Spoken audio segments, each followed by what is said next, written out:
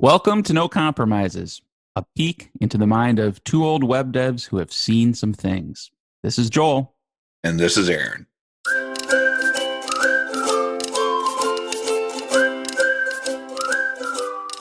Being a developer is full of many decisions where you have to decide between like doing something the right way and like, do I just do it like the easy, expedient way for now? Right?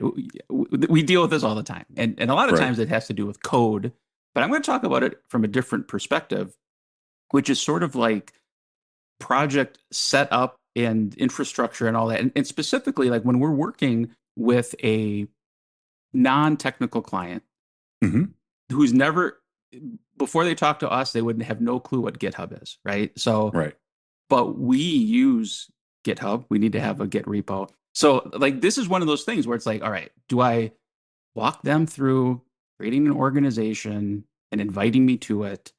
And then I work in that, or should I just like create the repo and at some point I'll transfer it to them? Like I'm not being malicious. I'm not being like trying to retain control, but I just want to get coding on this project. Like, so how would you think through that sort of decision? Well, it sounds a little bit like you just answered it there. So, I mean, there's two options: do it the quick and easy and maybe not right way, or do it the right Mhm. way. I'm going to go with the right way. I think that's what you're asking, right? Let's do it the right way, Joel.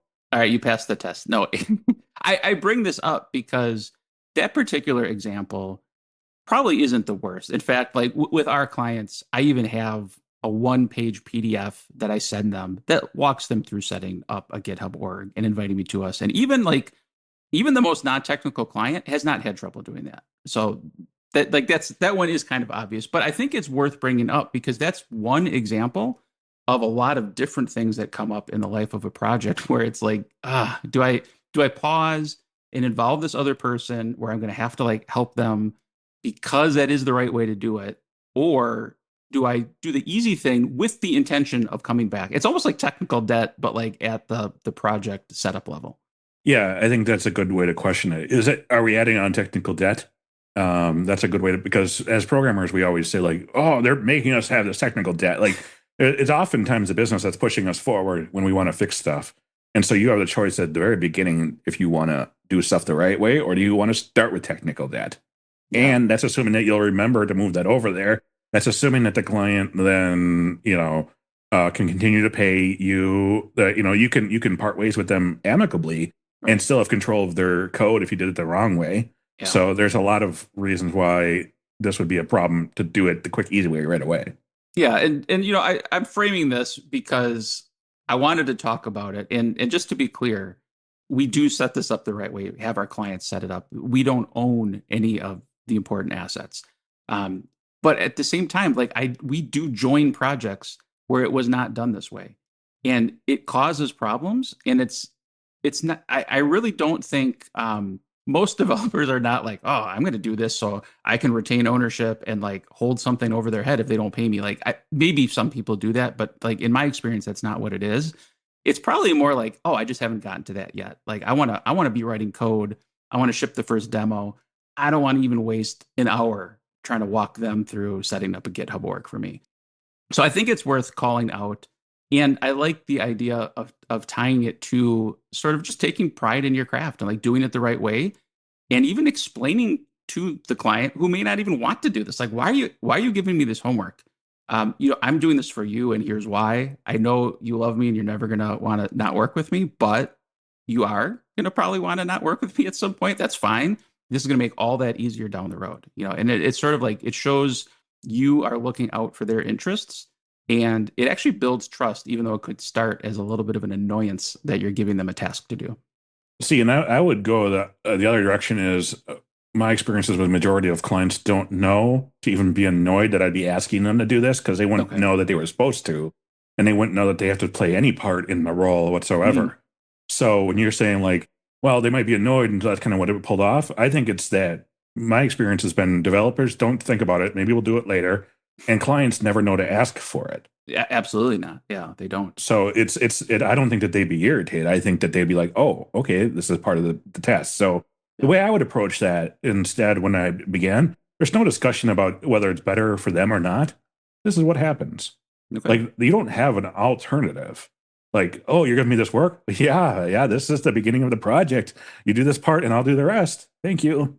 Yeah. No, that's a good way. There's because there's other things again to tie it back to like technical side where like this is non-negotiable. This is how we work. Like it's not an optional line item when we're bidding on a proposal. So this I like framing it that way. Like, hey, this is the work we have to do, and it benefits you, and I'm going to make it easy for you to do because I've walked you through it step by step. What's very interesting there is you kind of you say you mentioned it as almost like an opinion. Like this is an opinion, but it's really close to a non-negotiable. I want to just force it one more step and say, no, it's non-negotiable. I'll never have your code under my name. Yeah. They'll always be under your name. And so it's not a non-negotiable. It's just how it has to start.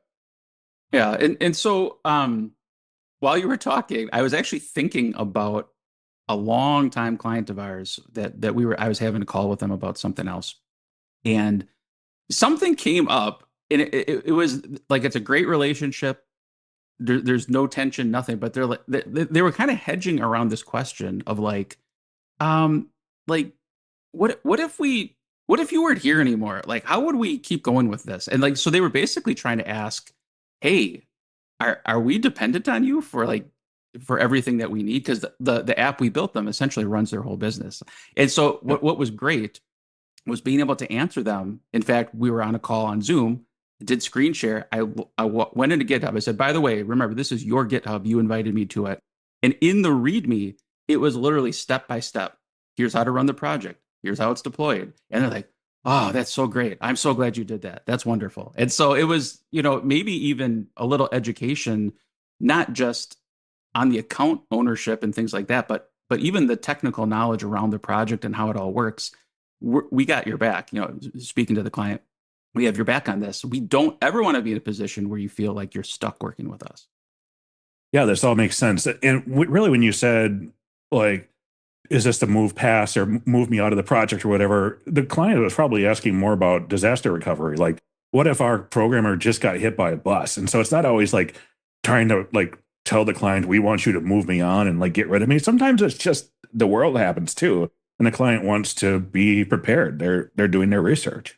Yeah, they absolutely should care about those things. And so you should be offended if they ask the question. And I wasn't, in fact, I was kind of having a little fun with it because I could tell like they were uncomfortable. I'm like, it's all right, guys. These are good questions to ask. And so maybe just like kind of a wrap up thought, thinking about who the sorts of people that listen to this podcast. I think especially if you're a solo developer, like you're an independent and you work with a variety of customers, because I've been there, I've been in those shoes for many years. It just sort of like a plea to like really take this seriously. And even though your intentions are good, just kind of double check yourself. Like, are you really making sure the client owns everything? If you become unavailable for whatever reason, you go on vacation, you get another job somewhere, or the bus thing that Aaron mentioned. Would they know what to do? And so it can really even set you apart as a professional and more interested in the client's best interests than just kind of being interested in the code and the tech stuff, which is what comes naturally to us.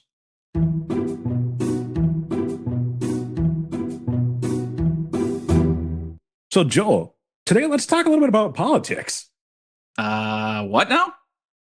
Yeah, I like there's like dill and bread and butter and the various different types of pickles that you can order online and you can get in your store and everything. And I really just enjoy trying to find the best pickles I can. What, what does it have to do with politics? Nothing. It's just, people are so afraid to mention politics on podcasts and stuff. I thought I'd start out with that. So, but no, I just really want to talk about the pickles. Are you a fan of pickles? I am, absolutely. I've been going on this whole pickle experience or experiment, I guess.